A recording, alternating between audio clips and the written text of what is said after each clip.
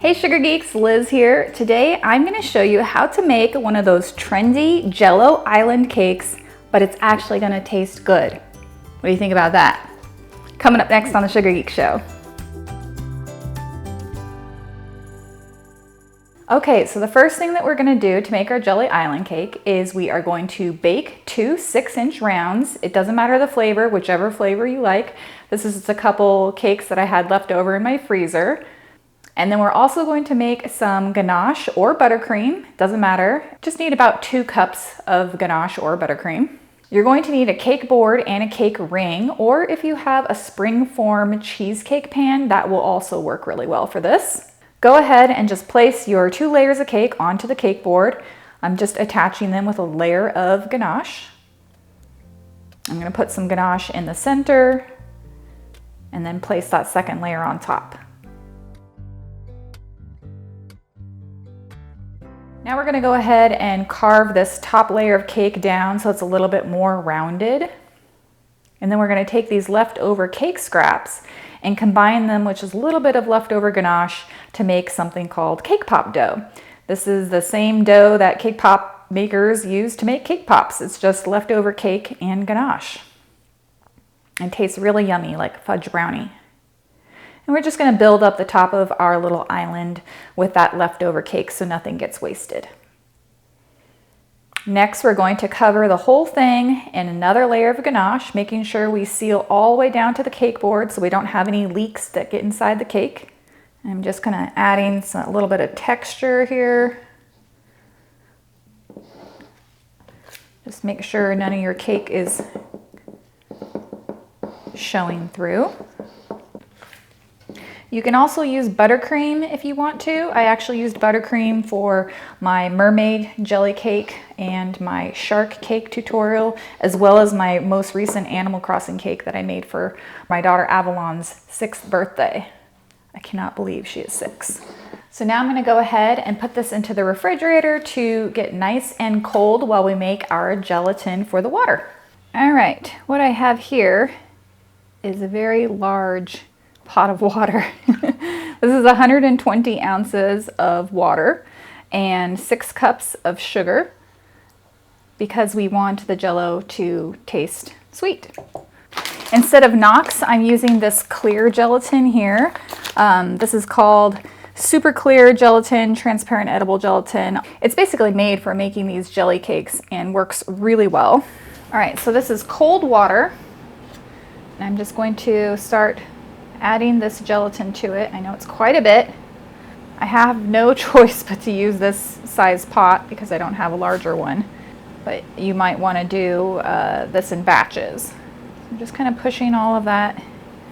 What you want is for the gelatin to make connection with the water, right? Because if the gelatin is touching water, it will start to absorb. I'm adding in my blue Jell-O. We're just going to let this absorb for about 5 minutes. That just helps the gelatin get nice and strong so it holds up better when we demold. Once your gelatin has absorbed, we're going to go ahead and turn on the heat to about medium-high, and we're going to just stir occasionally so that nothing burns. And we do not want this to boil. Boil will break down gelatin's strength and will not be good for it in the end product. So what you want to do is just wait till you just start to see some steam rising up from the surface of the gelatin mixture, and then that's how we know that the sugar's dissolved, the gelatin's dissolved, and we do not want to bring this to a boil. All right, I'm just starting to see some little white wisps of steam coming off the top. Go ahead and remove it from the heat, and we're going to add in our strawberry extract or whatever extract you like. And then we're going to add in a little bit of citric acid. This is going to give it that kind of tart and candy flavor that you often associate with Jell-O. Now we're going to set this Jell-O aside. I poured it into a separate container and placed it into the fridge so that it would cool faster. And basically we just want all that foam to rise to the surface so that we can skim it off and it'll be nice and clear.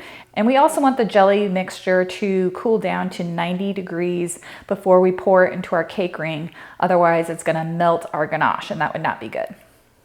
All right, I've got some cake acetate here, also called a cake color. And I'm gonna cut some just to the size of my cake ring.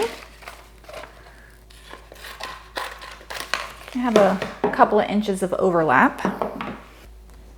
And I just have a little piece of tape, just masking tape, that I'm gonna use to kind of seal that inside seam.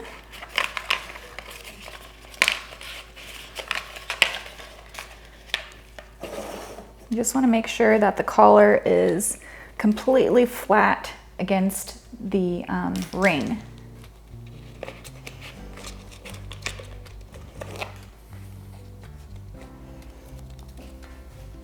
Just gonna tape that. It's a little bit hard to see.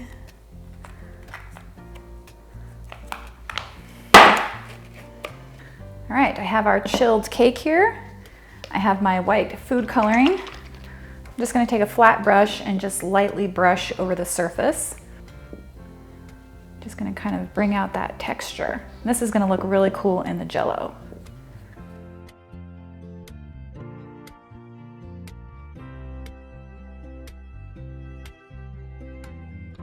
All right, now I'm gonna take my cake ring, place that over the top. Get it nice and centered. And then I'm just going to use some tape to just seal the bottom. Try not to get your hands on the inside of the acetate because it'll leave fingerprints.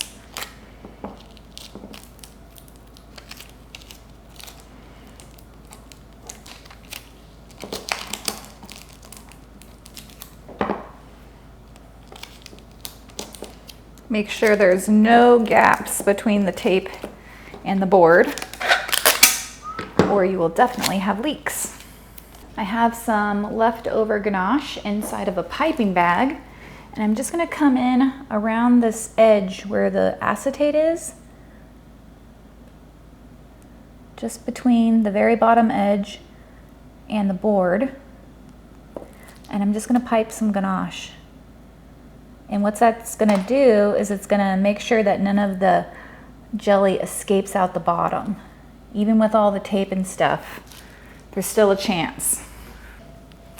And then if you wanna put just kind of a rough layer of ganache down around the cake board, you totally can, just to break up that sort of white color down there.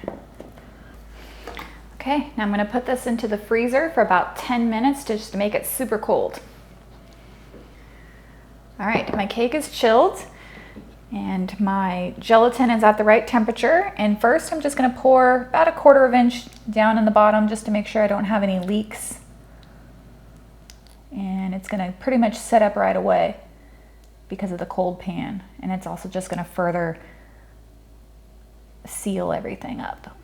Oops. Just give that a second. All right. That first layer of gelatin is basically set, so I can go ahead and safely pour in the rest.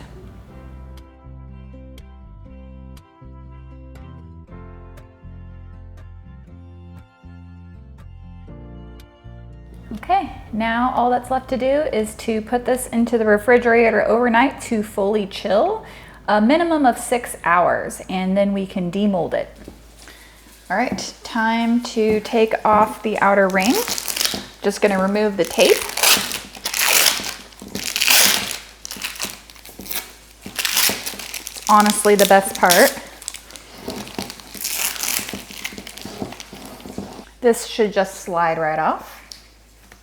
And then we're going to unwrap. Look at that. Beautiful.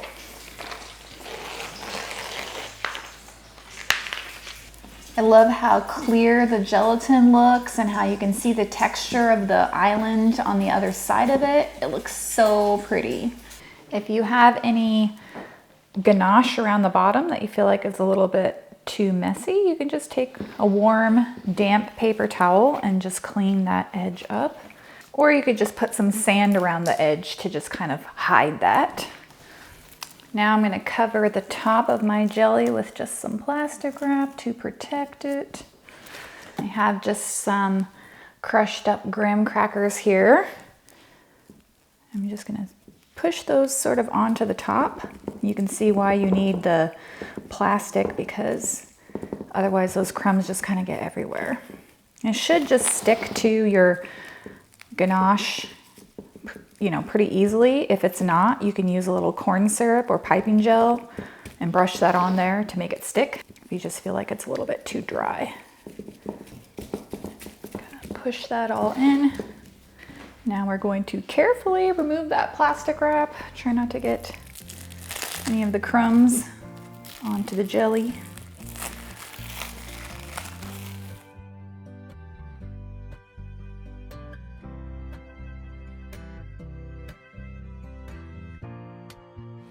All right, now I've got my white food coloring. This is just AmeriColor white food coloring gel and a little small paintbrush.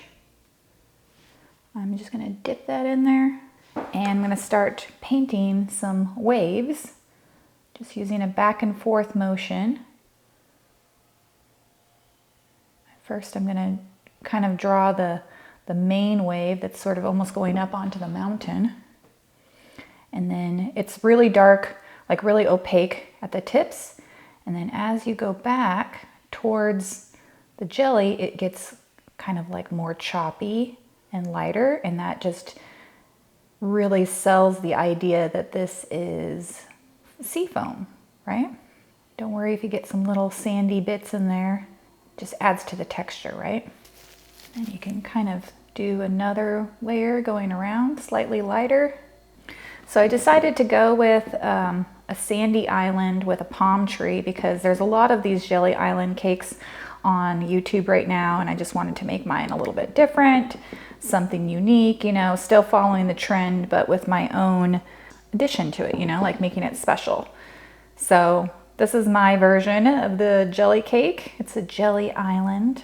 This actually reminds me of the Animal Crossing loading screen island with the little coconut palm tree on top. This would be a great little smash cake for an Animal Crossing themed birthday. I think a lot of people are really intimidated by these jelly island cakes because they think that they're too complicated or they're gonna be too hard to do. And it's one of the easiest of the cake trends that I've done before. I mean, the most important thing obviously is just making sure that you don't have any leaks in your ring, and just, you know, making sure you're not getting impatient and pouring your jelly too soon, and making sure that your whole cake is covered in a layer of ganache or buttercream so that your jelly doesn't leak into the cake. So those are really the main points to just remember, but all of the artistic, quote unquote, parts of it where you're painting, that's just like so easy to do. You don't have to have any artistic know-how. If you want to make your jelly cake more like the other ones that you've seen on Instagram where they have the green trees, you're going to want to add some green food coloring to these graham crackers before you sprinkle them on, and that's going to give it more of like that tree look. You can also use a little bit of ganache or buttercream to kind of put them more in like chunkier pieces so that you have some variation. I even wondered like maybe what some colored rice cereal or something like that would look like. Maybe some like little trees. All right, the last thing I'm gonna do is add my palm tree cake topper. As I said before, this is going to be a tutorial on my Animal Crossing cake, but basically it's just modeling chocolate over the top of a cake pop stick and some wafer paper palm tree leaves, and then I dusted it all with some edible food coloring dust. But pretty simple, but it looks really good. Pop that into the top of the cake. And we have our little island cake with palm tree. So now for the part that you guys are all waiting for, how does it actually taste? I've already tasted this, Avalon's already tasted this, but just to show you guys one more time, are you ready to taste some Jell-O, Avalon? Yeah. So we have a fork here, but really honestly, it's like a jiggler. It's really, really firm. See? You can like pick it up. So if you're one of those people that doesn't want to eat the Jell-O with the cake, it's very easy to eat separately. This has ganache on it. You want to take a bite? I'm gonna take a bite too. What do you think? Good. It actually tastes really good. It has a nice strawberry flavor. It's got a little bit of tartness from the citric acid. Like, it actually tastes yummy. It actually has flavor. So that's it, guys. That's how you make a jelly island cake that actually tastes really good. Don't forget to hit that subscribe button if you like videos like this one. I'm Liz Merrick, this is Avalon, and we will see you guys next week. Bye. Bye.